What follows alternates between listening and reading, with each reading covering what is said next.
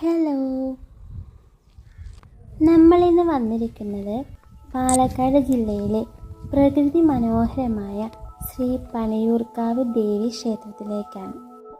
ഇതിൻ്റെ ലൊക്കേഷൻ വരുന്നത് പാലക്കാട് ജില്ലയിലെ കടമ്പഴിപ്പുറം എന്ന സ്ഥലത്ത് നിന്നും അമ്പലപ്പാറ കടമ്പൂർ എന്ന പ്രദേശത്ത് നിന്നാണ്.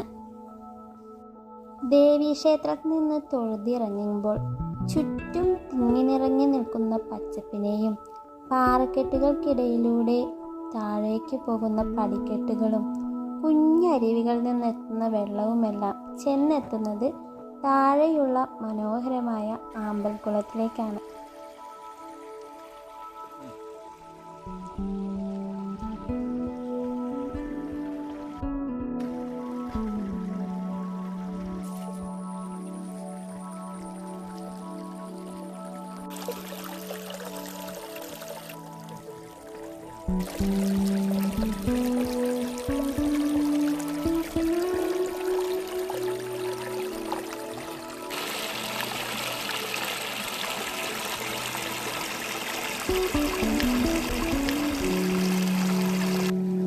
അങ്ങനെ നമ്മൾ ഒഴുകിയെത്തുന്ന വെള്ളത്തിൻ്റെ കിളിനാദവും ആമ്പൽക്കുളത്തിൻ്റെ ഭംഗിയൊക്കെ ആസ്വദിച്ച് തിരിച്ച് മല കയറിയെത്തുമ്പോൾ വിശാലമായി കിടക്കുന്ന പാറക്കെട്ടുകൾ കാണാം.